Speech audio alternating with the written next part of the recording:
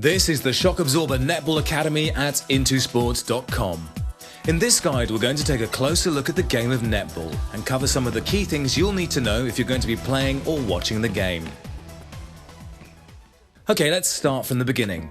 Netball is played on a rectangular court measuring approximately 30 meters by 15 meters. The court is divided into thirds. The middle third is known as the center third, and the two areas at either end are called the goal thirds. In each goal third, you'll find a semicircle known as the circle, containing a post with a ring and a net. In the center third, you'll find a smaller circle known as the center circle. This is where games are started from and then restarted whenever a team scores a goal. The long outer lines of the court are known as the sidelines, and the shorter outer lines are called the goal lines, and the two lines that separate the thirds of the court are known as the transverse lines. Although netball is a fast-paced and dynamic team game, it's also a non-contact sport, although you wouldn't always believe it if you watch international and top-level national matches. If you're going to play netball, then it's important that you know the areas of the court, because no single player on a netball team can move in every area of the court. Each netball team has 7 players on court. Each player position has a specific name: the goalkeeper, the goal defense, the wing defense, the center, the wing attack, the goal attack, and the goal shooter. You can easily spot which position someone is playing from the bib on their kit.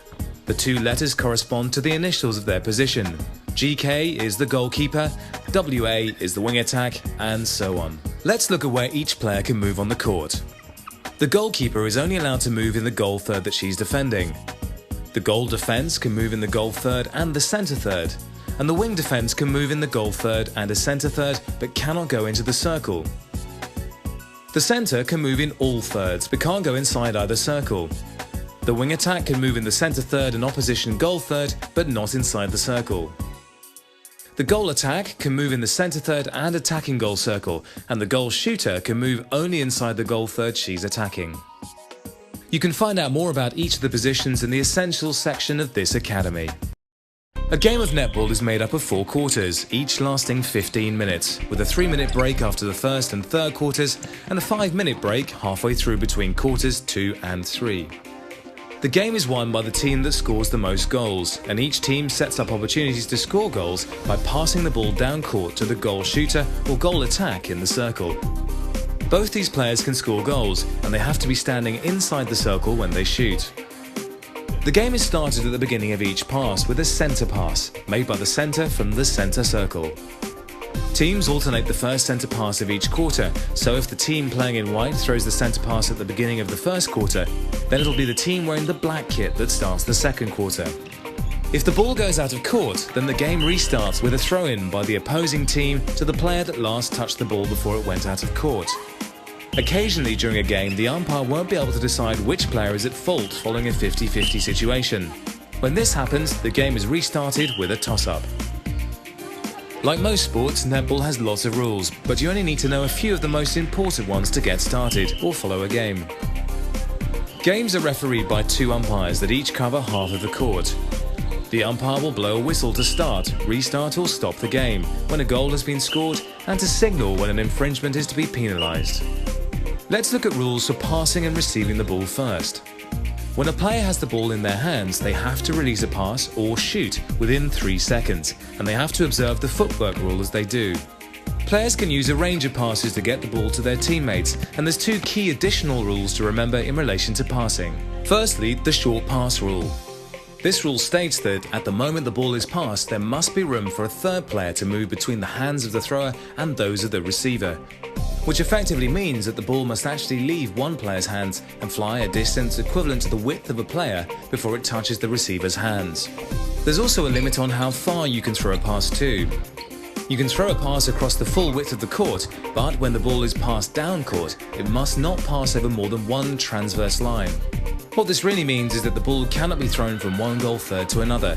It must be passed to a player in the center third first and then passed on, or at the very least touched by a player in the center third. The footwork rule puts a limit on the movement a player can make once they have the ball in their hands, and it's interpreted differently based on a number of situations.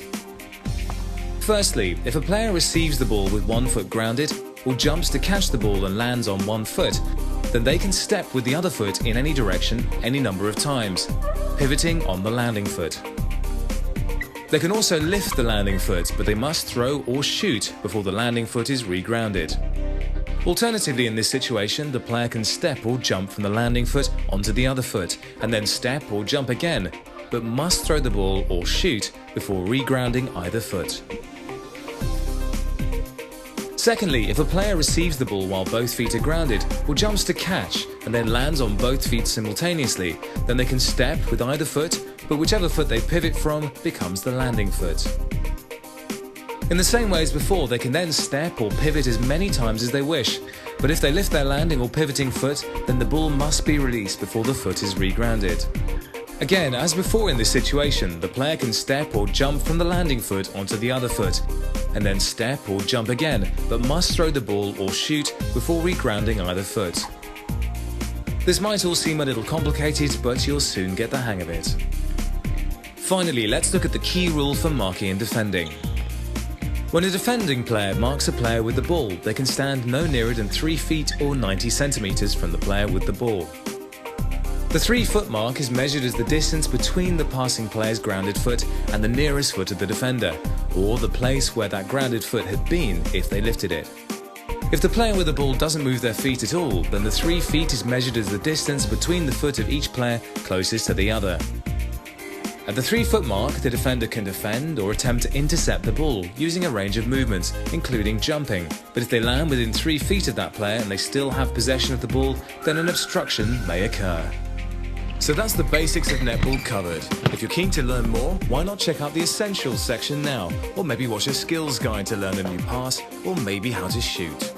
Intersport.com, the home of world-class coaching online.